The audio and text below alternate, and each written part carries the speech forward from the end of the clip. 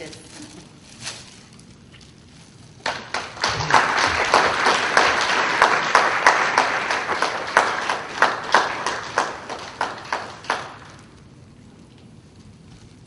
आप सभी को नमस्कार। नमस्कार स्वागत जी। मेरा नाम दीपिका है और मिसिसागा ईस्ट कुक्सविल जो मिसिसागा में रहते हैं, शायद आप इन चुनाव में देखा होगा मेरा नाम। मैं मिसिसागा ईस्ट कुक्सविल की तरफ से प्रतिनिधि हूँ प्रोविंशियली, और मैं आप सबकी बड़ी आभारी हूँ और यहाँ पे आप लोगों ने मुझे बुलाया इतने प्रेम और आनंद के साथ, तो उसका बहुत बहुत धन्यवाद और आपका बहुत बहुत स्वागत है हमारे शहर में, हमारे देश में। और आप आए हैं और आप हमें थोड़ा बहुत ज्ञान देंगे और मैं आप सभी के साथ बैठ के सीखना चाहती हूँ ज्ञान क्या प्रेरणा होगी। बहुत बहुत धन्यवाद और सभी को बहुत बहुत बधाई हो कि ये नई पुस्तक निकली है, ताकि जब स्वामी जी ना हो तो हम इसे पढ़ के इससे हम इंस्पायर कर सकें। बहुत बहुत धन्यवाद।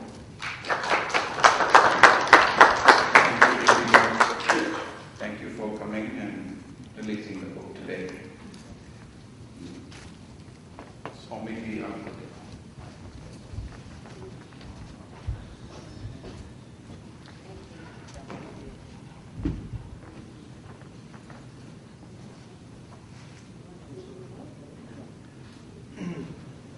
Mantras, we have a very eminent radio talk show organizer, Mr. Ranveer Jawan. You are welcome. I would like to say a few words before the lecture by Swami. Thank you, बहुत बहुत शुक्रिया। और स्वामी विवेकानंद जी के साथ मुलाकात मेरी 1 साल पहले हुई और बहुत अच्छा लगा। जैसे कि मैं रेडियो में कहता हूँ कि बहुत कम लोग हैं जो दूसरों के लिए जीते हैं, दूसरों के लिए काम करते हैं। जितने भी यहाँ पे बाबा स्वामी जिनका नाम जुड़ा हुआ है इस नाम से, मैंने कहा भी कि वो गलत इंप्रेशन देते हैं लोगों को, पैसे लोगों के चाहते हैं, लेकिन ऐसे लोगों की, ऐसी शख्सियतों की हमें हमारी कम्युनिटी को खासतौर पे इन कंट्रीज में बहुत ज्यादा जरूरत है। और मैं चाहता हूँ कि बल्कि साल में नहीं बल्कि 3 बार आया करें। Give a big hand for Swami Vivekananda ji. ऐसे बहुत कम है इस दुनिया में जो कि हमारे लिए इन मुल्कों में आकर अपना टाइम निकालते हैं और आप बनने से सीखें। कितने लोग हैं जो कल भी आए थे और आज भी आए हैं? लंबी सी हाथ करा थे। Very good, very. और ये जो जनरेशन है और वाकई बड़ी काम की चीज है। और स्वामी जी, मैं अपनी पूरी टीम की तरफ से, अपनी कम्युनिटी की तरफ से आपका धन्यवाद करता हूँ कि आपने जो टाइम निकाला है, अपना देश छोड़ के हमारे देश में विदेश में आए हैं, इसके लिए बहुत बहुत शुक्रिया। Wish all the best. एक बार फिर जोरदार तालियां और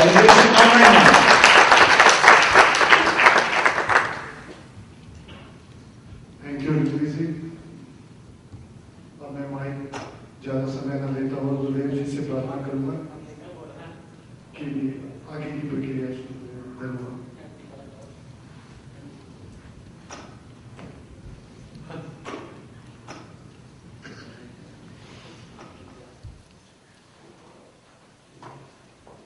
पुस्तक का विमोचन भी हो गया और दीपिका जी अपना समय निकाले अपने कीमती वक्त में से आप आए, बहुत बहुत शुक्रिया। और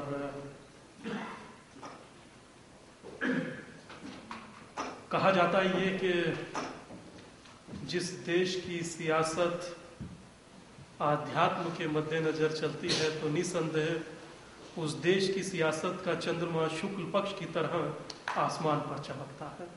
बहुत श्रेष्ठ, बहुत उत्तम। और इसी प्रकार आप सियासत के क्षेत्र में तरक्की करें, हमारे बहुत बहुत शुभकामनाएं। और जहां तक बात रणबीर भाई की है, उन्होंने जो बोला, उन्होंने जो कहा, निसंदेह वो उनका प्यार और शायद पहला ऐसा टॉक शो है जो सत्य पर आधारित होता है।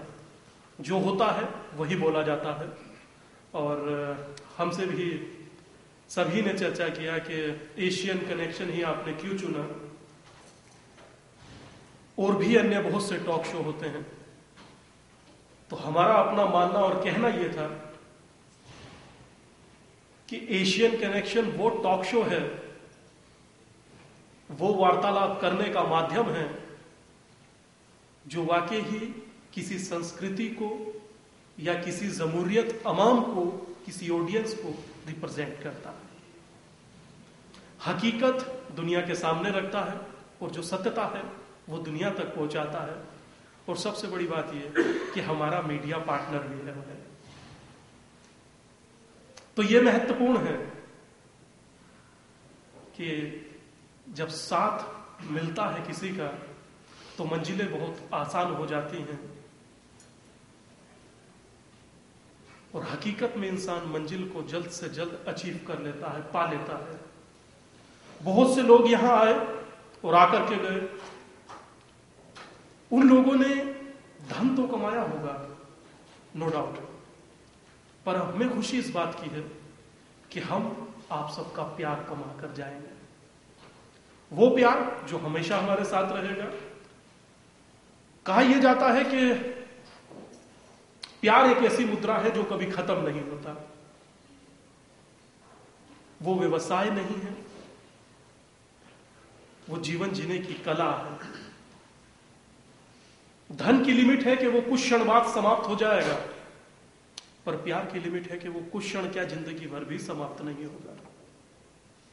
तो हमें खुशी है कि आप सब लोगों ने कल भी वक्त निकाला था और आज भी आप लोग समय से आए और समय से यह कार्य प्रारंभ हुआ और आगे भी इसी प्रकार मेडिकेशन टू मेडिटेशन, दवाओं से ध्यान की ओर लेकर चलते रहें और आपको वो ज्ञान या मेडिटेशन के प्रति जो अवेयरनेस आज हम आपकी आंखों में देख रहे हैं, हमें वो देख करके निसंदेह मानो कि अपनी गुरु दक्षिणा मिल गई।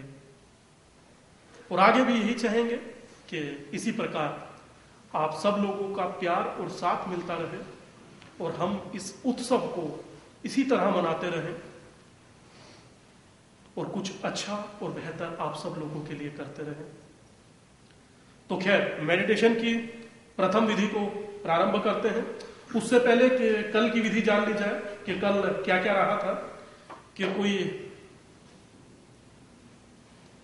कल की इस साधना में जो हमारे साथ थे, कोई भी एक व्यक्ति जो इस चीज को बताए कि कल क्या क्या हुआ था। है किसी को याद कल क्या क्या हुआ था? जी, सबसे पहले 11 बार ओम का उच्चारण करना है। सांस अंदर लेना है और छोड़ते वक्त ओम का उच्चारण करना है जी। उसके बाद 11 बार सांस अंदर लेना है,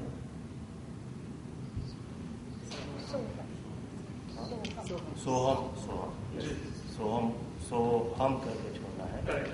और तीसरी बार मन के अंदर उसका उच्चारण करना है। सांस अंदर खींचना है और बाहर छोड़ते वक्त मन के अंदर और गुंज होना चाहिए, भंवरे की गुंज होना चाहिए। उसके बाद आपने जो बताया था कि 30 से लेके जो पीछे की दिन आप चाहते हैं वो तो ये था रिकैप कल का जो आदरणीय ने हम सब लोगों के सामने रखा। पहले ओ, दूसरा और म और फिर सोहम।